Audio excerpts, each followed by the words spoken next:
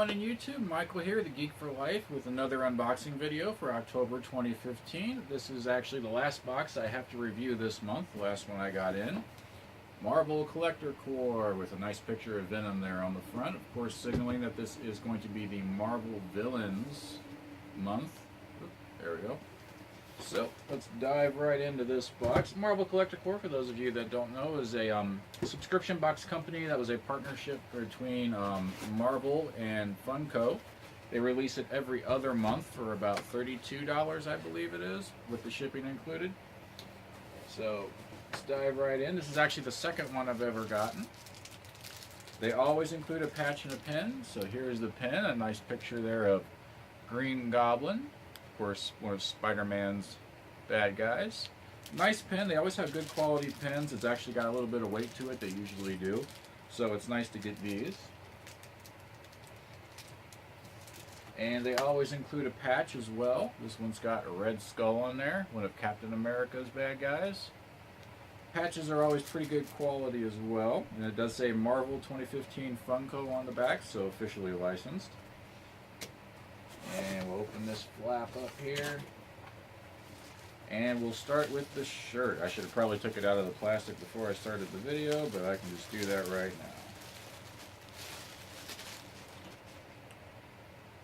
now. Nice gray shirt with some sketches of the Marvel villains on them.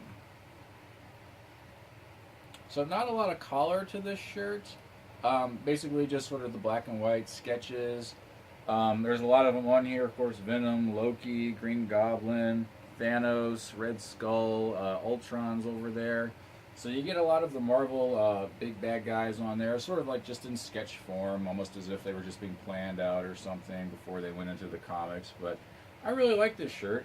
It's also officially licensed. It's from Funko and Marvel on here, so I'm going to value this at about $15 because of that. I really like this shirt. It's nice. So this is definitely a win. I don't know if those of you out there watching saw the last one, the Secret Wars box, but pretty much everything in that box except for the patch and pin was just Funko'd out like crazy. The shirt, the comic, everything. I like Funko, but I don't want everything to be Funko style. So I'm glad to see that they didn't go that way this time with this. It's actually just like the comic book characters themselves without having to be Funko. So that was really nice. Put that to the side. Of course, with every box, we also get a comic book. This one is an Iron Man. And again, I want to point out they decided to go with a comic book actual cover as opposed to like the last one, which was a Funko'd out one. Definitely like this. It almost looks like he's surrounded by zombies or something. I'm not sure. I didn't take it out and look at it yet. It is bagged and boarded. I don't know if those of you remember that back in the first box, they didn't do that. And they did start doing it, so they were listening to us. So this is a nice comic book, it looks like. I haven't read it yet, like I said, but definitely looking forward to that. Put that to the side. And 3 items left. We have a Venom keychain. Of course, in the Funko style there. It says it's a bobblehead. I haven't took it out yet. It does look like it has a little bobble on it. I don't think I like the idea of my keychain being a bobblehead. I know that from a licensing point of view, anything Funko does with Marvel has to be bobbled, but I mean, maybe they should just give them a break. I mean, a bobblehead keychain just doesn't make a lot of sense. That being said, it is a really nice sculpt. Of course, they got his tongue sticking out there, so it's not just a straight up sculpt. His body probably is, his head's a little different, but I like that. It's a good one. And it does say it's exclusive on here, and I've never seen one before, so it's a pretty good item there. And we have Adorbs of Loki. People kind of go either way with Dorbs, and I'm one of those. I kind of like them, I kind of don't. They do cost almost as much as a pop figure, and so given the choice, I would probably go for the pop figure. And of course, the pops have more detail. This one's a little bit different. You see, like, his helmet has the 2 things coming out of it. I guess they're horns. So that's nice. I only own 3 Dorbs. And all of them came in subscription boxes. 2 of them came in Marvel Collector Corps, and that counts this one too. And 1 of them came in a Hero Crate. There's only 1 Dorbs out there that I don't have that I do really want, and that's the Wolverine one. I haven't really decided if I'm going to collect Dorbs or not.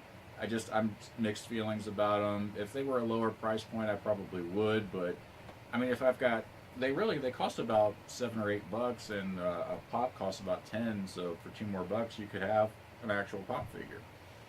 So given the choice, I go that direction. But that being said, this is still pretty cool. I like that, and it is exclusive. It says there on the box.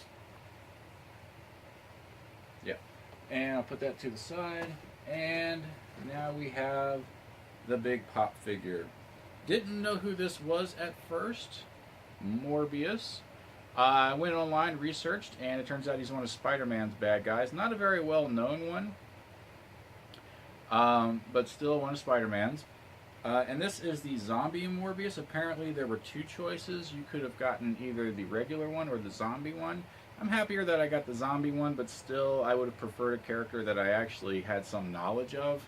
Maybe like, Red Skull, Green Goblin, something, maybe Carnage or something like that. There were a lot of bad guys out there they could have chose from. And I kind of wish that they had went for one of those instead of one of the more obscure ones. So I don't know if I'm even going to hang on to this guy. I might try to sell him. I'm not sure yet. It's just, I don't really know who he is. I mean, I'm glad I got the zombie one, but at the same time, I would have preferred somebody else. So this is where this box, I feel like this month, kind of hit a weak point where they picked somebody more obscure. I just really wish they went with somebody better.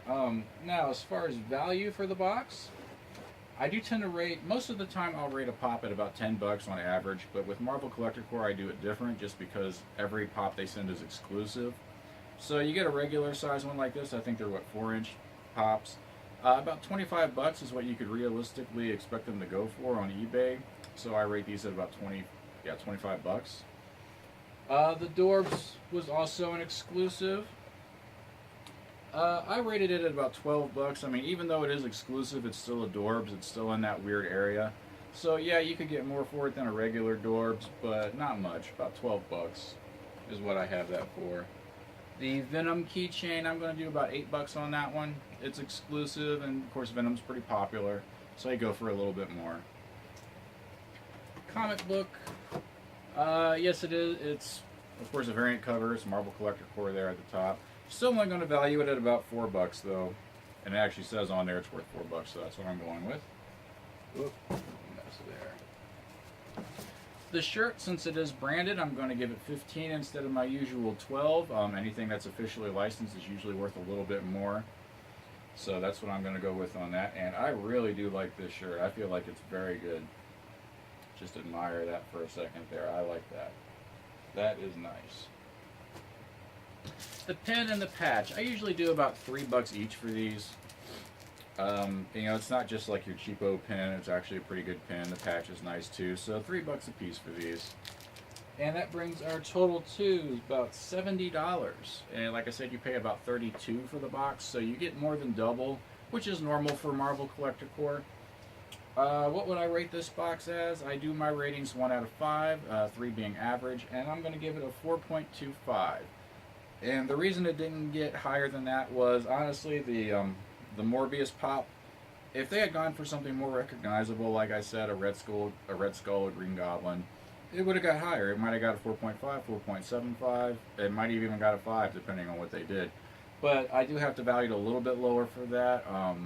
He's just too obscure, and I don't like this idea where you can get either one or the other. I feel like they should just put one in, since they are exclusive, and everybody gets that one. Because I'm sure some people got the Morbius and some people got the zombie Morbius and they wanted the other one. And it's going to be kind of a pain in the butt to go out there and try to find the one you didn't get. So that's why I did bring it down a little bit to 4.25. Looking forward to the December box. It's Guardians of the Galaxy. I can't wait for that one. I'm a big fan of that movie, but then again, most people are. So I guess that's it for this one. It's the October 2015 Marvel Collector Corps. This was my last review box, or my last box to review for October. So next I'll be doing my ranking video for all 6 boxes. If you like what you see, feel free to subscribe, hit the like button. If you didn't like it, go ahead and hit the dislike button. That's fine. Leave a comment if you like to, and I'll get back to you. And I guess that'll do it. I'll see you next time, and thanks for watching. Bye-bye.